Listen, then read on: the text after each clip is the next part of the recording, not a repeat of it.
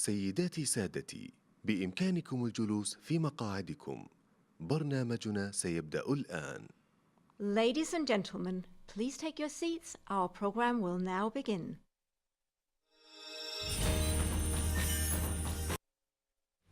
The future begins here, with a vibrant society and an ambitious, thriving nation.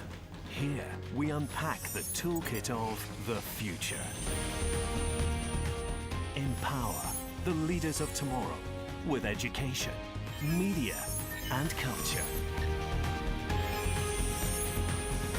Inspire boundless curiosity that is interactive and innovative to transform the future. Nurture creative talent to develop, cultivate, and elevate tomorrow's leaders. Unleashing their potential, leading the way for the sustainable development of Saudi Arabia. Welcome to the Misk Global Forum 2016. سيداتي سادتي، من فضلكم رحبوا معنا بالشريك والرئيس التنفيذي لوايلد غوانابانا عمر سمرة. Ladies and gentlemen, please welcome founder and CEO Wild Guanabana, Omar Samra.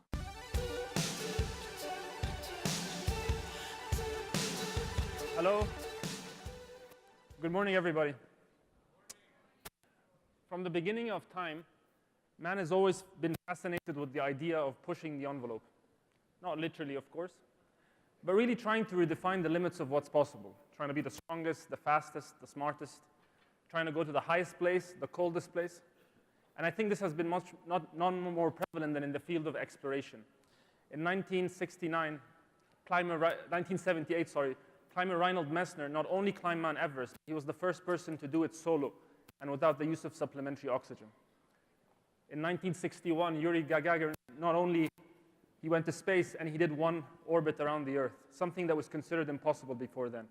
But that spirit of pushing boundaries, of doing the things that we once thought was impossible to do, transcended into many other fields. In the arts, Mozart, from a very young age, redefined the way we communicate and interpret music, effectively reinventing his own classical genre. And in exactly this part of the world, Al-Khwarizmi invented algebra, which is single-handedly responsible for numerous applications we see in everyday life until today. It is my belief that that spirit of pushing boundaries, of doing the things that at one point we thought were impossible to do, is the single biggest catalyst behind human advancement and evolution. What I'm going to try and do over the next few minutes is describe how that spark begins inside a person, what happens along this long and arduous journey, and does it ever end? And I'm going to try and do this through my own personal story. My name is Omar Samra. I run, as the introduction said, I run an adventure travel company out of the UAE and Egypt. I'm also trying to build Egypt's first adventure mountain park. But if you can't remember any of that, you can just remember me as the guy who specializes in dragging himself and heavy objects to high and cold places. This is a photo of me trying to climb a mountain in the Peruvian Andes, and another photo of me trying to climb down that same mountain. And one of my favorite photos, hanging with a bunch of friends from West Papua, as you can see, wearing very little clothing. I was once asked in a TV interview which person I am in the photo, which I thought was actually quite surprising. And then 2 weeks later, an article came out in a newspaper with the same photo, and the caption read, Omar Samra, second man from the left. I thought it was quite flattering, to be honest. So in 2007, at precisely 9:49 a.m., I succeeded in completing what for me was a lifelong dream and became the first Egyptian, youngest Arab at the time, to reach the top of Mount Everest. So we all know Everest is the highest mountain on Earth, 8,850 meters above sea level, just over 29,000 feet. It's the same altitude that commercial aircrafts crossing the Atlantic fly. There's about 200 people that have died trying to do this. Wind speeds can reach 100 kilometers an hour.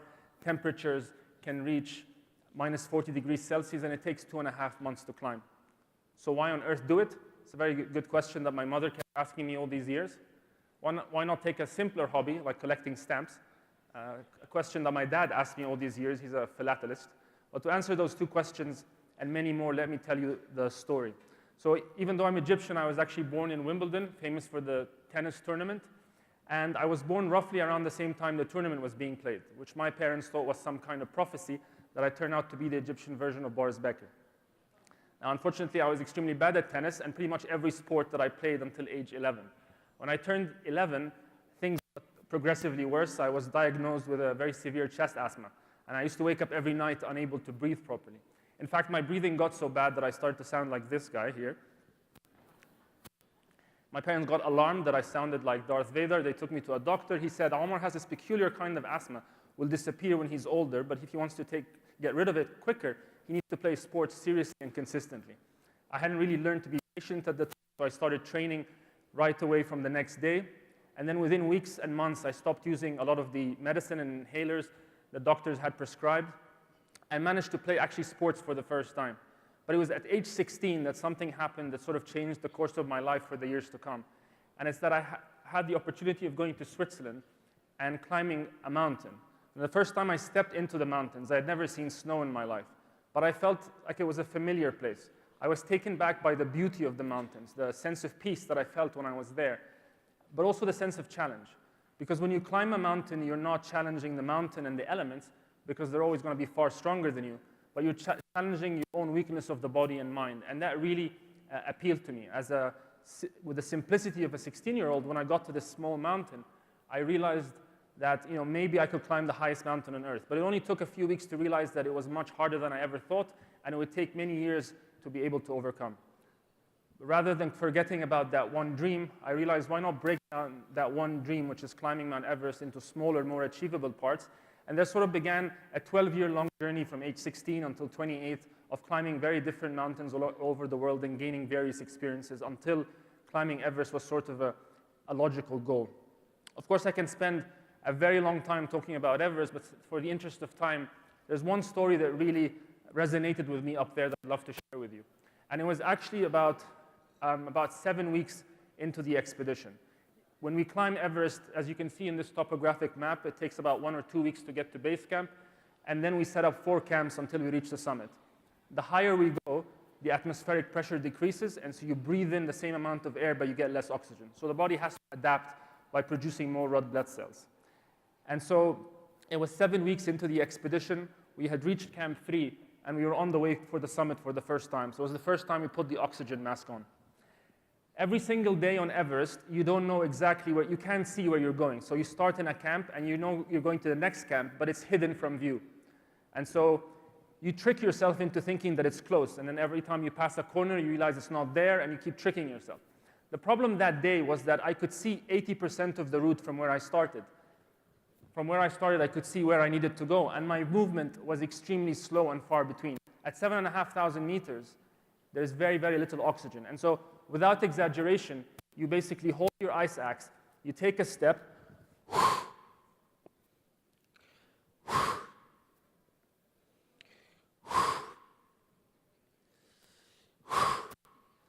and then you take another step. And all you're thinking is how many breaths you can take before you take the other step. So about 2 hours out of it, I had not covered very much ground. I could actually look back and see where I started from. I had been on the mountain for 7 weeks. A week ago, I had seen a man die, and we were the first people on that expedition to see them, and so it was weighing on my mind. I'd lost about 10, 12 kilos. As you can see, I don't really have 10, 12 kilos to lose. And so I was extremely exhausted, and I had completely been broken down by this mountain, and I said I was going to quit. Just at that precise moment, before I looked at my team and said I'm turning back, I remembered something. I remembered a guy that I'd spoke to before I went on this expedition, and he was the only person I knew that had climbed Mount Everest. And I went to him for advice, and he told me, I was like, what's this golden piece of advice you can give me? And he just looked at me very serious and said, just keep putting one foot in front of the other. And to be very honest with you, I thought it was the most crap piece of advice I've ever received, because he could have just told me this on the phone. But it came to me at exactly that moment, and I was so exhausted, so beaten down, I couldn't think of going to that camp or even that rock over there. But every time I asked myself, can you take that one more step? I took that step. Can you take another step? And I took that other step, because unless my legs were broken, I could take that one little step. And I asked myself that question 1,000 times that day and took those 1,000 steps. And it's something magical that happens when you break down your mind over and over by these little chunks. And finally, For the first time, you're ahead of your mind, and it's you that can tell yourself how far you can actually go. And so it was many, many hours later that we finally reached the top of Mount Everest. We were a team of 4. All 4 of us made it, which was an amazing success. Thank you very much. Thank you, I appreciate it. So as I got back from Everest and having achieved this lifelong dream, I was extremely happy. But as I was going back home, I realized there was a sense of sadness. I didn't understand why. And I had to do a bit of soul searching. And I realized that climbing Everest had left this void. I had a big photo of Everest in my office, in my room, and it was basically everything for me. And now this was gone. And so I had to really do some soul searching. And I realized that I'm still passionate about climbing and pushing myself in this way. And so what I decided to do is up the ante. And I decided to try and climb the highest mountain in every continent, something I began in 2008 and completed 6 years later in 2013. And so, thank you. Thank you. Having just become the first Egyptian to climb the highest mountain in every continent, I was literally on top of the world. What's more is I headed back from Alaska to Miami to reunite with my soulmate, Marwa, and to witness the birth of my first baby girl. Within a few days, this triumph sort of turned into tragedy. A few days later, I was holding my wife's hand as she gave birth to our daughter, but 4 or 5 days later, I was holding her hand in the intensive care unit as the doctors tried to resuscitate her many times. So within a few days, felt like I had lost everything. And what happened was I entered into a period, weeks and months of complete darkness. And I tell this story because I believe that there's a lot of people that go through loss and pain, and it's important to be vulnerable and share these kinds of stories. And I was an entrepreneur. I had several businesses, and it needed me to be there every single day. But I would go to work, I would spend 10 hours a day, but I'd only get 5 minutes of work done. And it was in August the 1st, 2013, it was the 1st of Ramadan, I think, that I came up with the idea of doing an initiative to honor my wife's memory. And so she had started an initiative where she would collect used toys and deliver it to orphans around Cairo. And so I wanted to resurrect this with an initiative of my own to collect 200 toys before Laylat al-Qadr. And I did that, and in 5 days I collected the 200 toys. So I raised the target to 500, and then I collected that in a week, and then 1,000, and then 2,000. And then something magical happened. Toys started flowing in from all over the world, from 10 different countries. And I'm happy to say that now, 3 years later, My Rafai Historian has won Humanitarian Project of the Year, and we've managed to deliver 100,000 toys all across the world. Thank you so much. Having accomplished that, it was time for me to look back and revisit some of my old ambitions. There was something called the Explorer's Grand Slam, which is the challenge of climbing the highest mountain in every continent and skiing to both poles. People said it was too early to go into something like this after what I've gone through. I took the challenge nonetheless, and I'm happy to say that in December of 2014, I managed to reach the South Pole, and then managed to reach the North Pole in April of 2015 to join a group of 40 people in history who have managed to complete the Explorer's Grand Slam. And so, thank you very much.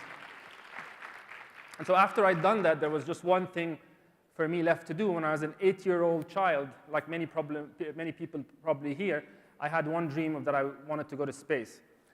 Being an Egyptian, it's a very, very difficult dream. We don't have a space program. There's no direct access to space. And so it just remained the dream. But in 2013, a competition was announced where 2 million people applied. They would select 23 winners to go to space. I applied, managed to make it to the finals, where they invited 110 people to Orlando, and we went through a series of challenges. And in the end, I was selected as the first Arab to do this. Thank you very much. It was a great honor because I was handed the space ticket by Buzz Aldrin, the second man on the moon, which is quite relevant actually because for our next speaker, because he sort of, I think, inspired the character Buzz Lightyear. And now I am waiting for that space journey. It should be in 2 to 3 years, but during that time, I'm trying to prepare myself in all kinds of ways. Even though I'm not from a science background, I've managed to work hard to be accepted into several citizen scientist astronaut programs where we're working on aeronomy, which is the science of clouds, to help understand more about climate change.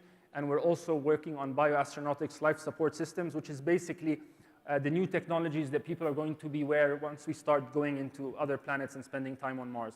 In 2018, I've been selected as an executive officer to spend time at the Mars Desert Research Station, which is basically an analog habitat in the Utah desert that mimics life on Mars for scientists to be able to explore how we can better survive in these places. And that's a photo here from that Mars Desert Research Station. I tried to, after I'd done this, I realized that how can I give back in terms of back home and in the Arab world. And so in November of 23, after 3 years of planning this, we are going to be starting a national space science competition that spans 28 governorates and across the country, covering more than 100 schools, to basically start a competition that incentivizes kids to think about space science, and to realize that space is a logical career path for them in the future. Space industry, as we've seen, I think, in yesterday's talk as well here, is one of the fastest growing industries, and it's going to be in the next 30 years. So it's very important for us as Arabs to play a big part of this from the beginning. I tried to think of one slide that really captures everything that I've been talking about, and sort of this is the best that I could come up with. Actually, that's the logo of our initiative. I really do believe that anything that you want to do is possible. And everything, it's really a very simple equation. If you really, really want to do something, it's just the amount of effort you want to put in and the amount of time spent. And luck is just a very small part of the equation. The reason why sometimes we don't do the things that we want to do is that we don't start. And sometimes the biggest objective is not actually to reach those summits and reach those goals, but is actually to live a life where you're constantly trying. So if you wake up every day and do your best towards achieving your goals, you've already succeeded.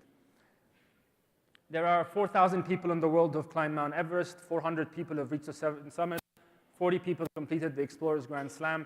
If I'm able to go to space before everybody else completes these challenges, hopefully I would be the first human on Earth to complete these set of challenges. Ladies and gentlemen, that's my story and my dream. Thank you very much for allowing me to share it with you. Thank you so much.